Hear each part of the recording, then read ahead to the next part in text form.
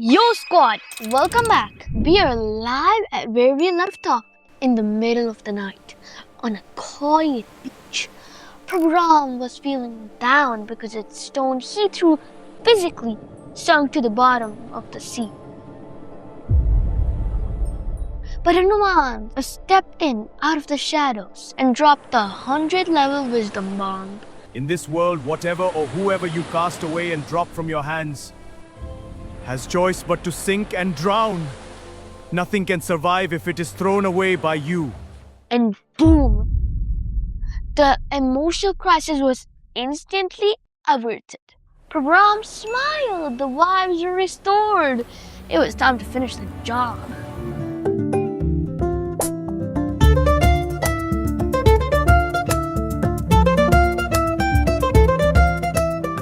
Next morning, the sun rises and the construction site is absolutely buzzing. Commander Neela is blowing his whistle, keeping the logistics tight. Now let's check in the alignments of our 3D cosmic Lego blocks. The alignment is perfect here. This section is flawless. Onward. They was an absolute sprint. They crush another 22 leagues. They fire arms, and the final massive interlocking boulders are passed down the line. Snap, crunch, splash. The last stone locks into place right at the shoreline of Lanka. The impossible is officially finished. Squad, 100 Yogana highway across the wild ocean is fully complete. Can you believe that? Can you? Now pause the story for a second for a quick history check. This isn't just a fairy tale. Even today, modern satellite images show a 30-kilometer chain of limestone shows right under the water between India and Sri Lanka. It's called Ram Setu or Adam's Bridge. 14,000 years ago, during lower sea levels of the Ice Age, this was a fully walkable land bridge. Our ancient tech builders Nala and Neela knew exactly what they were doing. Before the army moves, King Sugriva and General Rama walk onto the bridge to give it a proper safety check. Strong, tested, stable. Forward. Let's proceed. They're jumping up and down on the stones, stamping their feet. Yo, Nalanila, this is sturdy. It feels like a solid highway. The ocean keeps hitting it, and it's not even shaking. Prabhu Ram stands at the entrance of the bridge. He pulls his legendary golden bow from his shoulder. Millions of monkey warriors fall completely silent. You can only hear the wind and the waves crash against the shore. Warriors, look ahead. The ocean did not stop us. The mountains did not stop us. Today, we stand connected.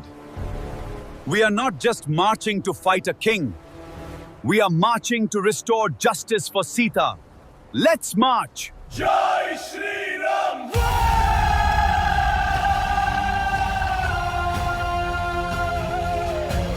Roar! A million monkeys let out a shout that literally rips the clouds apart.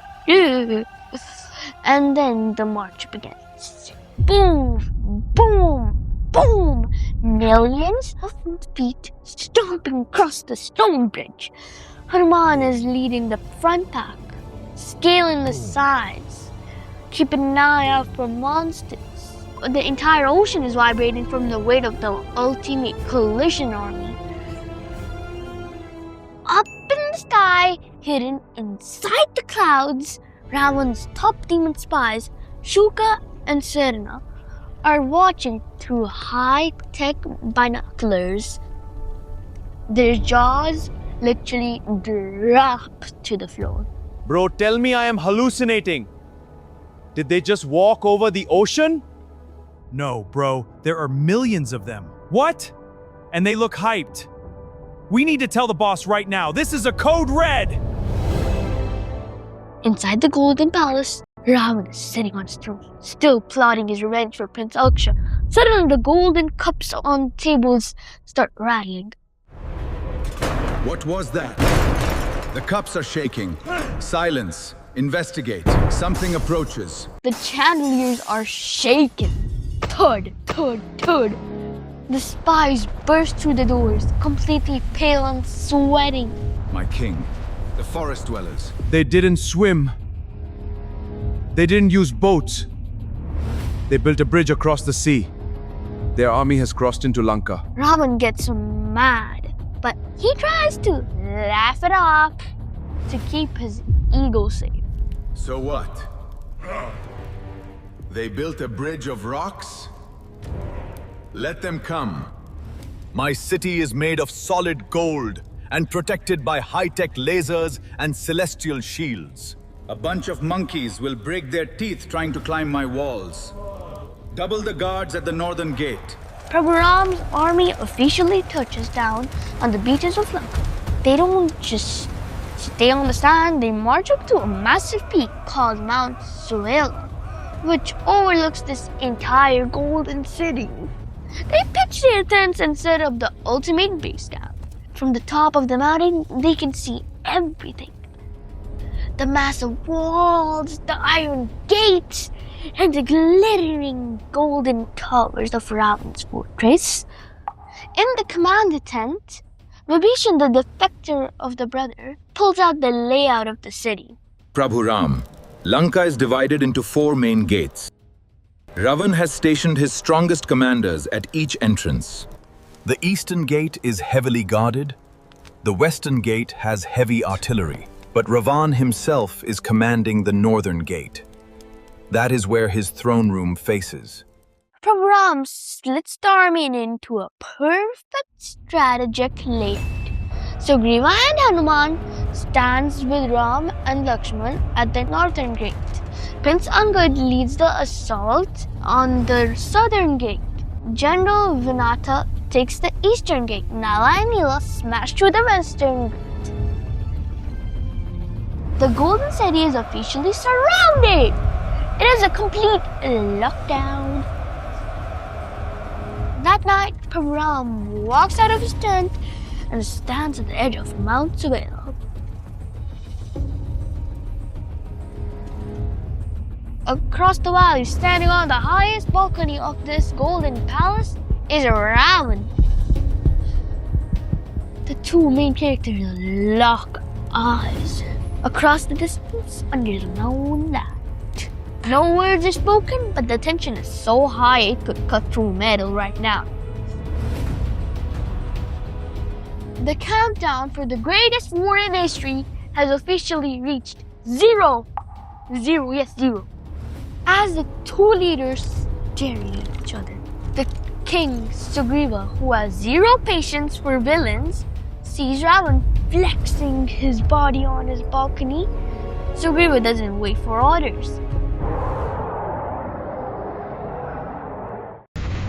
He lets out a wild roar, takes a massive leap from Mount Sugriva, flies across the sky like a rocket and lands right on top of Ravan.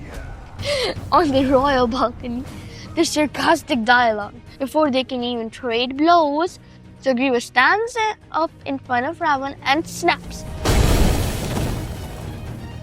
I am the friend and servant of Prabhu Ram, the king of the world. You think you are safe up here? Today, you face me! Sugriva tackles Ravan, knocks his golden crown completely off his head, and the two kings start a brutal old-school wrestling duel. They are rolling around, punching, throwing each other across the royal balcony, a physical brawl between the Monkey King and the Dragon, the Demon King, breaks out. Before the war even starts, Squad Sugriva just jumped at the final boss before the gates even opened. It is absolute chaos on the royal balcony. Who wins the first pre-war wrestling match? What happens when Ravan opens the gate and unleashes his giant monster? Now I need your hot takes in the comments. who made the bigger mistake here? Ravan for letting his guard down on top of his balcony? Or Sugriva for jumping in without his team backing him up? Drop your theories below. Smash that like button and subscribe. And I'll see you in the breakdown in episode 33. Stay legendary. Peace out. Siya Ramachandra ki jai. Victory to Sri Ram.